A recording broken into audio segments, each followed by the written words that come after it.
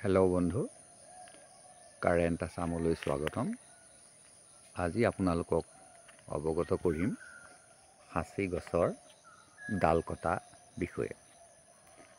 হয় বন্ধু, এতিয়া আপোনালোকে যি সাঁচি গছবিলাক ৰোপণ কৰিছিল বা ডাঙৰ হৈ আহিছিল, সেই সাঁচি গছবিলাক এতিয়া কিন্তু ডাল কটাৰ সময় লাহে লাহে হৈ আহিছে। এতিয়া আপুনি এটা সাঁচি পুলি দেখি আছে, এই মই চাপৰ পুলিটোৰ কথা কৈ আছোঁ। এই পুলিটো এটা মিঠা সাঁচি পুলি হয়। এই পুলিটোৰ ডাল কটা সময় লাহে লাহে হৈ আহিব। কিন্তু এতিয়া আপুনি পুলিটোলৈ মন কৰিলে দেখিব যে পুলিটোত খুব কোমল পাত ওলাই আছে, সজীৱ হৈ আছে। মানে এতিয়া কি হ'ব, প্ৰত্যেকটো পুলিয়ে, যিমান পুলি আপুনি দেখিব সিমান পুলি খুব সজীৱ হৈ যাব আৰু বহুত নতুন পাত মেলিব। এই চাওক, প্ৰত্যেকটো পুলিতে বহুত সজীৱ পাত আছে। এই সময়টোত আপুনি ডাল নাকাটিব, কাৰণ এই সময়টোত গছজোপাই 3 মাহ আহাৰ নোখোৱাকৈ থাকি যাব। এই 3 মাহ যে আহাৰ নাখাব, মাটিৰ পৰা আহাৰ শোষণ নকৰিব, সেইকাৰণে ইহঁতি এই সময়টোতেই সেই 3 মাহৰ কাৰণে সম্পূৰ্ণ আহাৰটো নিজৰ শৰীৰত যোগান কৰি ল'ব, মানে ষ্টক কৰি ল'ব। এই সময়টোত যদি আপুনি ডাল কাটি দিয়ে, তেতিয়া আপোনাৰ পুলিটো চকি যাব। মানে যেনেকৈ সি গ্ৰ' হ'ব লাগিব তেনেকৈ হ'ব নোৱাৰিব, সি দুৰ্বল হৈ যাব। এই চাওক, প্ৰত্যেকটো পুলিয়ে খুব সজীৱ হৈ আছে। সিহঁতৰ আগবিলাক খুব সজীৱ হৈ আছে। এই সময়টোত আপোনালোকে গছজোপাক আমনি নকৰিব। যেতিয়া আপুনি দেখিব যে আপোনাৰ এই গছজোপাৰ পাতবিলাক লাহে লাহে হালধীয়া হ'বলৈ ধৰিছে, তল অংশটোত আপুনি দেখিব যে অকণমান পাতবিলাক পকিছে। যেতিয়াই 2-এখিলা পাত হালধীয়া হৈ পকিব, ইয়াতে যিখিনি ক'লা পাত দেখিছে, এই ক'লা পাতখিনি সৰি যাবলৈ আৰম্ভ কৰিব। সেই সময়টোতে আপুনি গম পাই যাব যে গছজোপাই বুঢ়া পাতবিলাক এৰি দিব বিচাৰিছে। যেতিয়াই বুঢ়া পাতবিলাক এৰি দিব বিচাৰিব, সেই সময়টোতে আপুনি ডালকেইটা কাটি এই পুলিটোৰ এটা মাত্ৰ ডাল ৰাখি দিব। এই পুলিটোত আপুনি যিটো একেবাৰে ওপৰলৈ গৈছে, চিধা গৈছে, সেই ডালটো ৰাখি বাকীখিনি ডাল আপুনি চাফা কৰি দিব। আপোনাক মই সেই কথাটোৰ এটা পোনপটীয়াকৈ মনত থাকিব পৰা কথা কৈ দিব পাৰোঁ। সেইটো হৈছে, যেতিয়াই চাহ বাগানবিলাক কলম দিব, আমাৰ চাহ বাগানবিলাক জাষ্ট আৰু 10-12 দিনৰ ভিতৰতেই চেম্পুল দিব। ডাঙৰ বাগানবিলাকত চেম্পুল দিব। সেই সময়ত আপুনি ডাল নাকাটিব। যেতিয়া দেখিব যে বাগানৰ বনুৱাবিলাকে এফালৰ পৰা চাহ গছবিলাক কাটি গৈছে, সেই সময়তে আপুনি আপোনাৰ সাঁচি গছজোপাত কলম আৰম্ভ কৰি দিব পাৰে। মানে কলম নহয়, ডালবিলাক কাটিবলৈ আৰম্ভ কৰি দিব আৰু মাত্ৰ একদম ওপৰত যিটো ডাল দেখি আছে, সেই পইণ্টটোত ৰাখি দিব। এইবাৰ যদি আপুনি তেনেকৈ ৰাখি দিয়ে, তেতিয়া চাব যে আপোনাৰ গছটো প্ৰায় 6-7 ফুটতকৈও বেছি বাঢ়ি যাব। অহা বছৰ আপোনাৰ এই পুলিটো সাংঘাতিক ধৰণে আগবাঢ়ি গুচি যাব। এই পুলিবিলাক যে দেখিছে, এইবিলাক 2-3 বছৰৰ গছ। 2-3 বছৰৰ গছ, কিন্তু এইডাল গছৰ দিন হ'ল। এই গছডালৰ দিন হ'ল আৰু এই গছডালত প্ৰচুৰ মাল আছে। চব কেনেকৈ গছজোপাই পানী নিগৰাই আছে। ইয়াত চব একদম সাংঘাতিক ধৰণে পোকে ধৰিছে আৰু খুব বেছি পোক ধৰিছে। ইয়াত চব খুব বেছি পোক ধৰিছে। এনেকুৱা গছৰ পৰাই গুটি সংগ্ৰহ কৰি পচাই সাঁচি খেতি কৰিব লাগে। চাওক, মই দেখুৱাই আছোঁ, বৰ ধুনীয়া বাগান এখন দেখুৱাই আছোঁ।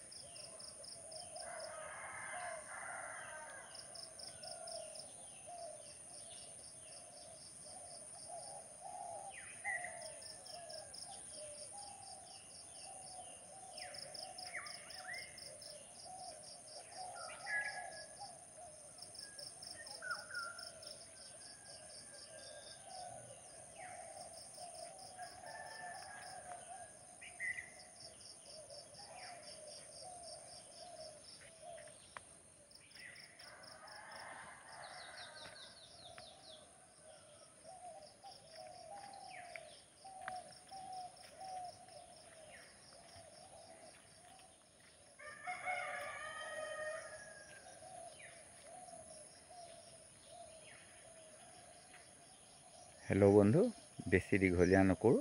আজি মই মাত্ৰ আপোনালোকক কিছুমান সাঁচি গছ দেখুৱাই আছোঁ আৰু ডাল কটাৰ বিষয়ে কৈ আছোঁ। এই গছবিলাক দেখিছেনে কেনেকৈ পুলুঙা হৈ গৈছে? এনেকৈ নিব লাগিব। তাৰপিছত মই কাষৰ পৰা অকণমান ছাইডকৈ দেখুৱাইছোঁ।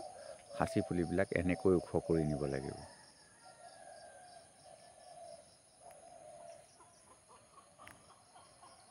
মই ডাল কটাৰ পিছত আপোনালোকক আকৌ দেখুৱাম।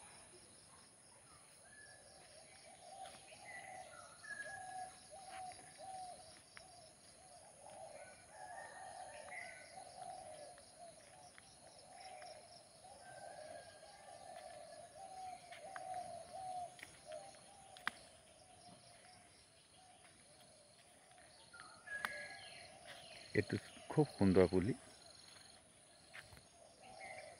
এইটো পুলি বহুত সুন্দৰ পুলি।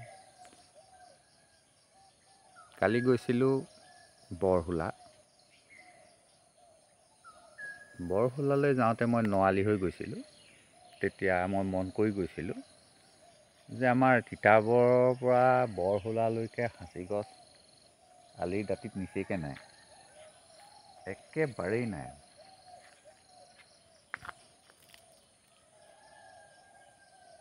মানে মানুহবিলাকে ভাবে যে সেই অঞ্চলবিলাকত সাঁচি গছ নহ'ব, কিন্তু বহুত উপযুক্ত জেগা আছে সাঁচি খেতি কৰিবলৈ, কিন্তু নাই, একেবাৰেই নাই। তাৰপৰা বৰহোলাৰ পৰা আপুনি গৈ মক্ৰং ঘিলাধাৰী পাই যাব। মক্ৰং ঘিলাধাৰীত কিন্তু অলপ সাঁচি গছ আছে, কিন্তু সেই অঞ্চলত বিক্ৰী নহয়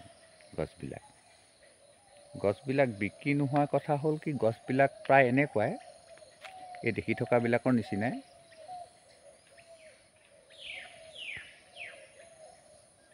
কিন্তু পোকটো কম, সেৰেঙা, কিন্তু বেপাৰী নাই। মানে সেই অঞ্চলত বেপাৰী খুব কম যায়। বেপাৰী খুব বেছি আছে এই তিতাবৰ অঞ্চলত। তিতাবৰ, জালুকনী, ঢেকীয়াজুলি, কঁহাৰ গাঁও, নামচুঙি, সাদুগাঁও, চাপৰিচুক, মেজেগানি। কেইখনমান নাৰ্চাৰীও চালোঁ।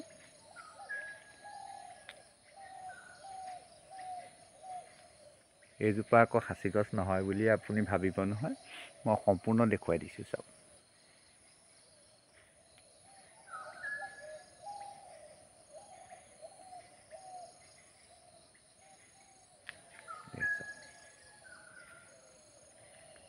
লাখ লাখ টকাৰ সাঁচি গছ।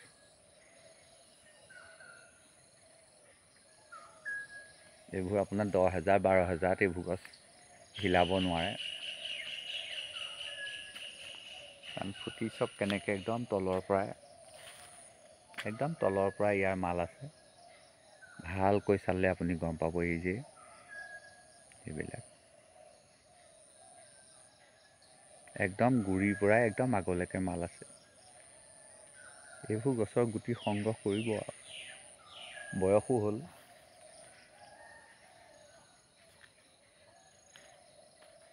দেখিছেনে কেনেকৈ গছত দাগি হৈ গৈছে, বৈ অহা ৰাস্তাই ৰাস্তাই।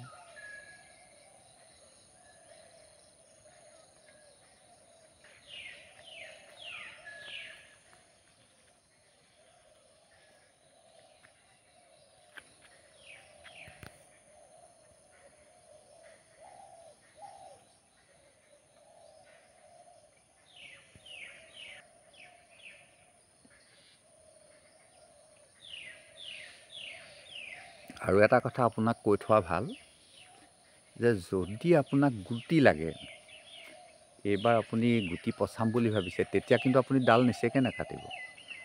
ডাল কাটিলে আপোনাৰ গুটিৰ সংখ্যা একদম কমি যাব। যদি আপোনাক গুটি নালাগে, তেতিয়াহে আপুনি ডাল কাটিব। আপুনি দুইটা বস্তু নাপাব, যে গুটিও লাগে, আপোনাক সাঁচি গছো ডাঙৰ হ'ব লাগে, মালো লাগে, তেতিয়াহ'লে আপুনি নাপাব। যদি আপোনাক গুটি লাগে, আপুনি যিমান পাৰে সিমান ডাল বঢ়াব লাগিব গছবিলাকত, আৰু চাপৰ কৰি ৰাখিব লাগিব। যদি আপুনি গছজোপা ওখ হৈ যাবলৈ দিয়ে, তেতিয়া কিন্তু আপুনি গুটি হ'ব, কিন্তু পাৰিবলৈ আপোনাৰ অসুবিধা হ'ব। গতিকে কিছুমান গছ আপুনি চাপৰকৈও ৰাখিব লাগিব, মানে এইজোপাৰ দৰে।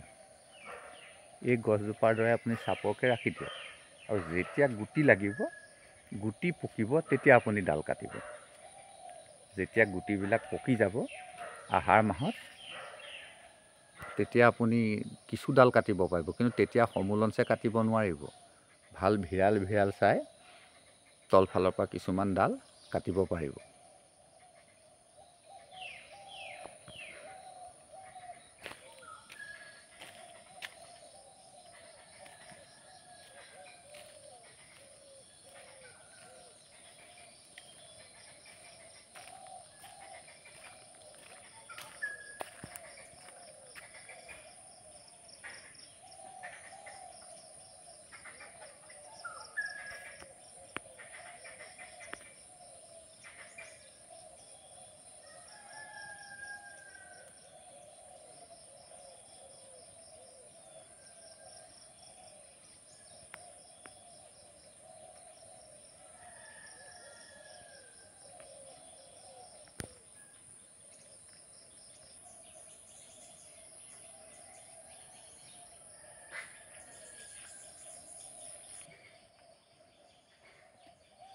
আকৌ যেতিয়া বন্ধু লগ পামেই আপোনালোকক, আমি কথা পাতি যাম। আমি ডাল কটাৰ পিছতে আহি যাব সাৰ দিয়া কথা।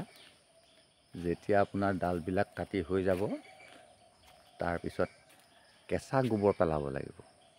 এই সাঁচি গছবিলাকৰ গুৰিত যিমান পাৰে সিমান কেঁচা গোবৰ পেলাব লাগিব। চব কিমান সুন্দৰ! এই সাঁচি বাগানখন দেখিলে চাই থাকিবলৈ মন যায়। আপোনাৰ ইয়াত কাঁড় মাৰিলে কাঁড় নসৰকিব।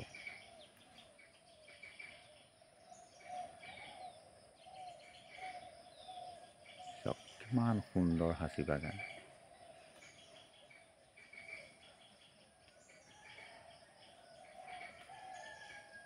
চিন্তা কৰিব নালাগে, মই আছোঁ।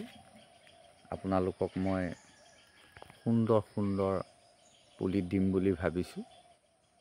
আপুনি মাত্ৰ সাজু হওক। যদি আপোনাৰ বাৰীতেই গছ আছে, আপুনি নিজেই গুটি পচাব পাৰিব। গুটি পচোৱাৰ গোটেই কৌশলখিনি মই আপোনালোকক অৱগত কৰিম, বা আগতেও মই কৈ আহিছোঁ। মোৰ আগৰ ভিডিঅ'বিলাক চালে আপোনালোকে গম পাব। কিন্তু আগতে হয়তো আপুনি যিকোনো গছৰ গুটি সংগ্ৰহ কৰিছিলে, মানে ভাল বেয়া চাবলৈ নাছিলে। এতিয়া আপুনি অভিজ্ঞ হৈ উঠিছে। এইবাৰ আপুনি সুন্দৰ গছবিলাকৰ পৰা গুটি সংগ্ৰহ কৰিব। কাৰণ গছবিলাক আপুনি এতিয়াই চাই থ'ব লাগিব, কোনবিলাক গছত ভাল পোক ধৰিছে। সেই ভাল পোক ধৰা গছবিলাকৰ পৰাই আপুনি এইবাৰ গুটি সংগ্ৰহ কৰিব। আৰু দীঘলীয়া নকৰোঁ, আজিলৈ আহোঁ। ধন্যবাদ।